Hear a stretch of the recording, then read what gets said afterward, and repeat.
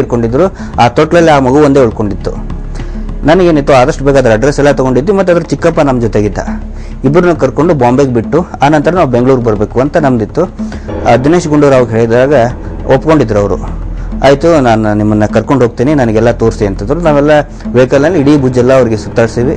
ವಾಪಸ್ ಭುಜ್ ಏರ್ಪೋರ್ಟಿಗೆ ಬಂದರು. ಏರ್ಪೋರ್ಟಿಗೆ ಬಂದು ಆಯಿತು ಹೋಗಿ ಬರ್ತೀವಿ ಅಂಥೇಳಿ ಹತ್ತಿ ಹೋಗ್ಬಿಟ್ರು.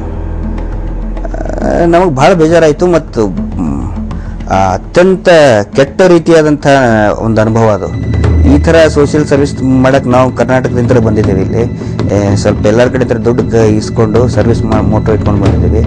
ಇವರು ರಾಜಕಾರಣಿಗಳ ಇಂಥಲ್ಲಿ ಬಂದು ಬಿಳಿ ಡ್ರೆಸ್ ಒಳಗೆ ಬಂದು ನಮ್ಮ ಕಡೆಯಿಂದ ಎಲ್ಲ ಉಪಯೋಗ ತೊಗೊಂಡು ನಮ್ಮ ವೆಹಿಕಲ್ ಒಳಗೆ ಊರೆಲ್ಲ ಅಡ್ಡಾಡಿ ಆಮೇಲೆ ಟಾಟಾ ಬಾಯ್ ಬಾಯ್ ಅಂತ ಹೇಳ್ಕೊಂತ ಹೋದ್ರಲ್ಲ ಅಂತ ಭಾಳ ಬೇಜಾರಾಯ್ತು ನನಗೆ.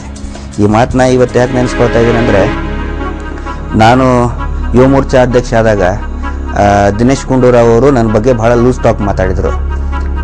ಅವ್ರು ಗಿರೀಶ್ ಮಟ್ಟಣ್ಣ ಅವ್ರ ಹಿಂದೆಲ್ಲೇ ನನಗೆ ಗೊತ್ತಿದೆ ಬಿಡಿ ಅಂಥೇಳಿ ಲೂಸ್ ಟಾಕ್ ಮಾತಾಡಿದ್ದಾರೆ. ಮತ್ತು ಪತ್ರಿಕೆಗಳಿಗೆ ಬಂದಿದೆ. ಅದಕ್ಕೆ ನಾನು ಹೇಳೋದು, ಯಾವುದೇ ನಾನು ಮನಸ್ಸು ಮಾಡಿದರೆ ಅವತ್ತೇ ಒಂದು ಪ್ರೆಸ್ ಮೀಟ್ ಮಾಡಿ ಫೋಟೋಸ್ ಎಲ್ಲ ಇದೆ ನನ್ನ ಹತ್ರ.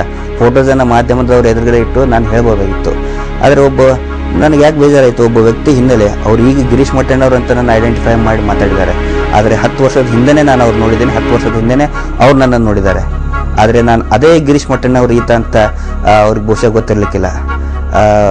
ನನ್ನ ಹಿನ್ನೆಲೆ ಬಗ್ಗೆ ಮಾತಾಡಿದ್ರು ಅವರು. ಅದಕ್ಕೆ ಒಬ್ಬ ವ್ಯಕ್ತಿ ಹಿನ್ನೆಲೆ ಸರಿಯಾಗಿ ಅರ್ಥ ಮಾಡ್ಕೊಳ್ಳದೆ ಆ ಥರ ಲೂಸ್ ಟಾಕ್ ಮಾತಾಡ್ಲಿಕ್ಕೆ ಹೋಗಬಾರ್ದು.